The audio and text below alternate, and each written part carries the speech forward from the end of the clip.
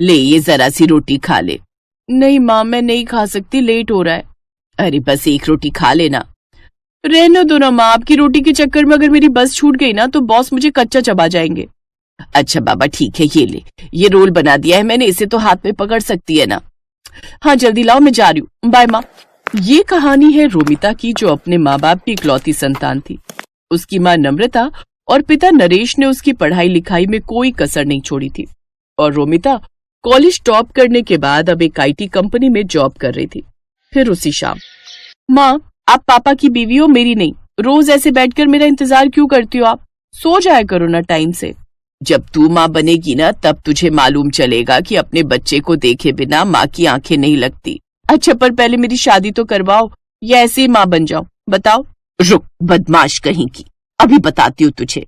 रोमिता हंसते हुए अपने कमरे की तरफ जाने लगी। तभी उसके पापा सामने पड़ गए और फिर, अरे अरे क्या हो रहा है भाई? कुछ नहीं पापा, मैंने माँ से कहा कि मेरा हलवा खाने का मन है, तो देखो ना माँ मुझे मारने आ रही है।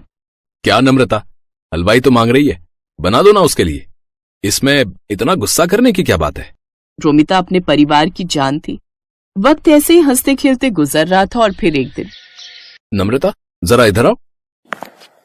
क्या हुआ जी? अरे वो लखनऊ वाले मौसा जी है ना? हाँ हाँ, क्या हुआ उन्हें? उन्हें कुछ नहीं हुआ, उनका फोन आया था, रोमिता के लिए एक रिश्ता बताया। कह रहे थे कि खुले विचारों वाला परिवार है, उन्हें लड़की के जॉब करने पर भी कोई आपत्ति नहीं है और सबसे बड़ी बात, वो लोग इसी शहर में रहते हैं। अरे वाह, ये तो बहुत अच्छा रहेगा। क्या अच्छा रहेगा माँ? मुझे नहीं करनी शादी वादी। क्यों भाई, क्यों नहीं करनी शादी तुम्हें? मैं चली जाऊंगी तो आप दोनों का ख्याल कौन रखेगा? तुम रखोगी और कौन रखेगा? अभी तो हमारे हाथ पैर चल रहे हैं, जब हम बूढ़े हो जाएं तो हमसे मिलने आती रहना, और क्या। नहीं पापा, पता नहीं कैसे होंगे वो ससुराल वाले, मुझे कहीं नहीं जाना। ऐसा नहीं कहते पगली, बिटिया तो पराया धन होती है, एक न एक दिन तो उसे ससुराल जाना ही पड़ता है। और पता है जिस जगह से रिश्ता आया है ना, उन्हें तेरे जॉब करने से कोई दिक्कत नहीं है, और तो और वो भी इसी शहर में रहते हैं, तो तुझे जॉब बदलनी भी नहीं पड़ेगी। अब बताओ, अब इससे बढ़कर और क्या चाहिए? रोमिता भी यही चाहती थी कि शादी के बाद भी वो जॉब करती रहे, तो काफी मान मनव्वल के बाद उसने इस रिश्ते के लिए हाँ कर दी और कुछ दिन बाद रोमिता शादी करके रंजीत के घर आ गई। रंजीत एक फैक्ट्री में मैनेजर था। घर में उसके माँ पिता और एक बहन थी जिसकी शादी अभी नहीं हुई थी। और फिर, बहुत किस्मत वाली हो तुम जो तुम्हें हमारे जैसा परिवार मिला। अरे मेरे रंजीत के लिए तो लड़कियों की लाइन लगी हुई थी। अब वैसे ये बताओ, तुम कहाँ जॉब करती हो? मतलब कि तुम्हारा ऑफिस कितना दूर है यहाँ से? मम्मी मैं नेस्टेक कंपनी में सॉफ्टवेयर इंजीनियर हूँ, मेरा ऑफिस यहाँ से ज्यादा दूर नहीं है। अच्छा अच्छा, मेरा रंजीत तो हर महीने 30,000 रुपए कमाता है। वैसे तुम्हारी तनख्वाह कितनी है? 10-15 हजार तो मिल जाते हैं कि नहीं? मम्मी जी सब कट कटा के करीब 40,000 आ जाते हैं। इतना सुनते ही कमला चुप हो गई। रोमिता के जवाब ने उसका घमंड तोड़ दिया था। वो आगे कुछ न कह सकी और वहां से चली गई। लेकिन रोमिता को इस बात का एहसास नहीं हुआ कि जाने अनजाने में ही सही, पर उसने अपनी सास की ढंग से बेइज्जती कर दी थी। फिर अगले दिन रोमिता सुबह जल्दी उठी और अपना टिफिन पैक करने लगी। ठीक उसी वक्त कमला वहां आई और बोली, अरे बहू, इतनी सुबह तैयार होकर कहाँ जा रही हो? मम्मी जी शादी के लिए बस कल तक की लीव मिली थी मुझे, तो आज से मुझे ऑफिस जाना होगा। अच्छा, और लौटोगी कब तक? शाम को 6-7 बजे तक। ये कहकर रोमिता वहां से निकल गई। सच ये था कि कमला रोमिता की जॉब से बहुत ज्यादा खुश नहीं थी, लेकिन आता हुआ पैसा किसे बुरा लगता है, इसलिए वो चुप थी। लेकिन उस दिन शाम को रोमिता को घर आने में थोड़ी देर हो गई, लेकिन आते ही वो सीधा खाना बनाने में जुट गई। उसके बाद उसने सारे बर्तन धोए और फिर, कल से थोड़ा पहले घर आ जाना बहू, ठीक है? अब तुम्हारी शादी हो गई है तो घर की जिम्मेदारियां भी तो हैं। अब हर रोज सारा खाना मैं अकेले तो नहीं बनाऊंगी इस उम्र में, है ना? जी माँ जी। कमला रोमिता को सुनाकर वहां से चली गई। वो अगली सुबह जल्दी उठी और ढेर सारा खाना बनाकर ऑफिस चली गई। फिर उसी शाम, ये खाना तो तुमने सुबह बनाया था ना? हाँ मम्मी जी, क्यों पसंद नहीं आया क्या आपको? नहीं नहीं ठीक है। उस दिन तो कमला ने रोमिता से कुछ नहीं कहा, लेकिन कमला को ये बात हजम नहीं हो रही थी कि रोमिता क्यों इतनी आसानी से सब मैनेज कर ले रही है। फिर एक दिन कमला ने कलेश फैलाने की ठान ही ली और उसी शाम, देखो बहू, मैंने और रंजीत के पापा ने बहुत कोशिश की, मगर हम इतना एडजस्ट नहीं कर पाएंगे। इन्हें गरम खाना खाने की आदत है समझी, तो कल से शाम का खाना शाम को ही बनाना, समझी? पर मम्मी जी, अब बहस मत करो मुझसे, जो कह रही हूं बस वही करो। अपनी सास से डांट खाकर रोमिता बहुत परेशान हो गई। उसे समझ में नहीं आ रहा था कि वो ऑफिस के साथ साथ घर का काम कैसे मैनेज करे। इस चक्कर में वो ऑफिस में भी परेशान रहने लगी। फिर अगले दिन, मम्मी जी, मुझे आपसे कुछ बात करनी थी। हाँ बोलो, क्या बात है? वो मैंने रिजाइन कर दिया है, अब कल से मैं ऑफिस नहीं जाऊंगी। अरे पर ऐसा क्यों किया तुमने? क्योंकि ये सब एक साथ मुझसे हो नहीं पा रहा था मम्मी जी। ऑफिस के चक्कर में मैं आप लोगों का ख्याल नहीं रख पा रही थी। अच्छा ठीक है, फिर अब जाओ, जाकर मेरे लिए चाय बना दो। अजीब बात यह थी कि जो कमला हमेशा यही चाहती थी कि रोमिता जॉब छोड़ दे, अब वो उसके जॉब छोड़ने पर भी परेशान थी, लेकिन उसने अपनी परेशानी रोमिता के सामने जाहिर नहीं की। उधर अब रोमिता जल्दी जल्दी काम निपटाकर अच्छे से आराम करती। उसे एक ब्रेक चाहिए था जो अब उसे मिल गया था। पर दूसरी तरफ रोमिता के जॉब छोड़ देने से घर का बजट हिल गया था। रंजीत ने रोमिता की सैलरी के दम पर 2-3 लोन भी ले रखे थे, जिनकी सारी किश्तें अब उसे ही चुकानी पड़ रही थी। सिर्फ एक ही महीने में हालत इतनी खराब हो गई कि लोन चुकाने के लिए रिश्तेदारों से कर्ज लेना पड़ गया। और फिर एक शाम पूरे परिवार के सामने कमला ने अपने दिल पर पत्थर रखकर कहा, वो रोमिता, मुझे बुरा लग रहा है कि तुमने नौकरी छोड़ दी। कोई बात नहीं मम्मी जी। नहीं, अब देखो ना, तुमने इतनी पढ़ाई की, इतने साल काम करके तजुर्बा कमाया, और अब तुम घर बैठी हो, और तुम्हें भी तो अपने ऑफिस की याद आती होगी ना। अब तुम एक काम करो, तुम फिर से नई नौकरी ढूंढो अपने लिए, या फिर अगर पुराने ऑफिस में ही बात बन जाए तो देख लो। ठीक है माँ जी, पर वो खाने का थोड़ा देखना पड़ेगा, मुझसे सारा काम तो नहीं हो पाएगा। अरे नहीं, मैंने सब सोच लिया है। तुम सुबह सब्जी बना जाना, बाकी मैं दोपहर और शाम को रोटियां बना दिया करूंगी, और जब तुम ऑफिस से लौटोगी तो चाय भी बना दूंगी। ठीक है? ठीक है माँ जी, जैसा आप कहें। अगले दिन सुबह सुबह रोमिता अपने मायके पहुंच गई और सीधा जाकर अपनी माँ के गले लग गई। और फिर, क्यों? कहा था ना तेरी सास का घमंड एक दिन जरूर टूटेगा। अच्छा ये बता, तेरी छुट्टियां कब खत्म हो रही हैं? आज ही तक थी माँ, कल से वापस ज्वाइन करना है। सही है, चाय पिएगी? नहीं, आज तो मेरी सास के हाथ की चाय पहले से फिक्स है। आप चलो मेरे साथ, आज हम पूरा दिन शॉपिंग करेंगे। रोमिता की बात सुनकर नम्रता मुस्कुरा दी, और इस तरह रोमिता ने अपनी समझदारी से सब ठीक कर दिया। सुबह सुबह खाना बनाकर वो घर के प्रति अपनी जिम्मेदारी भी पूरी कर रही थी, और पैसे कमाकर घर के बजट को भी संभाल रही थी।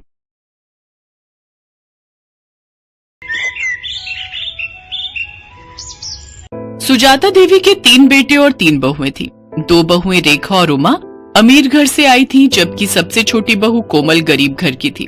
इसीलिए सुजाता देवी अपनी दोनों बहू रेखा और उमा के साथ ज्यादा अच्छा व्यवहार करती थी, पर अपनी छोटी बहू कोमल को वो कुछ नहीं समझती थी।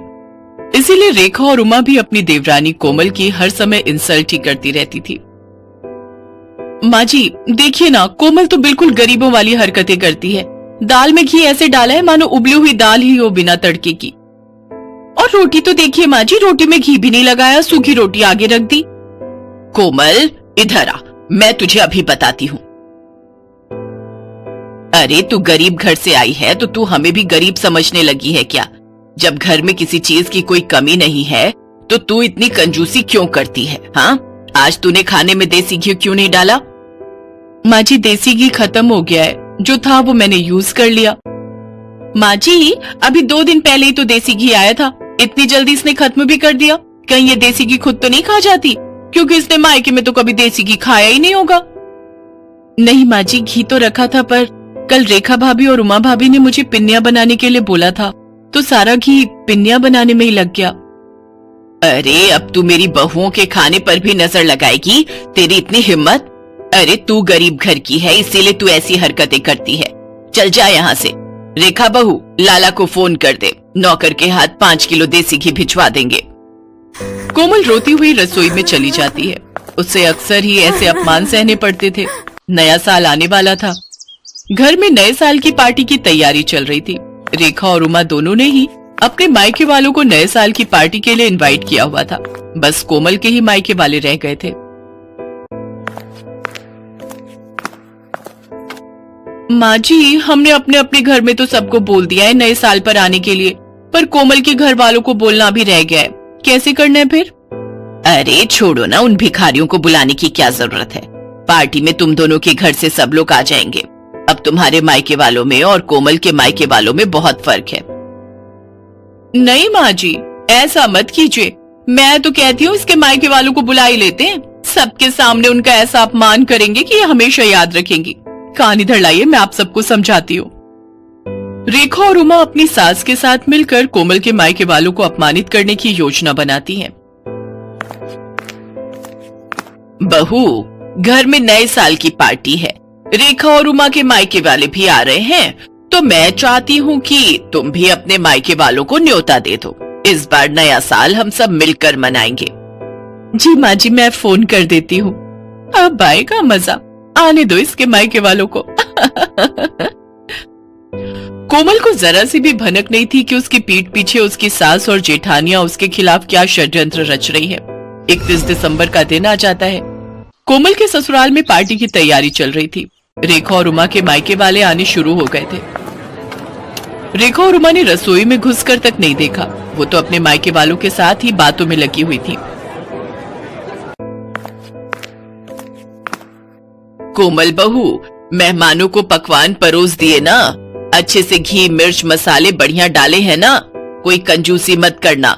मेहमान खुश होकर जाने चाहिए। और तुम्हारे माता पिता भाई बहन सब कहाँ रह गए? बड़ी देर कर दी उन्होंने आने में।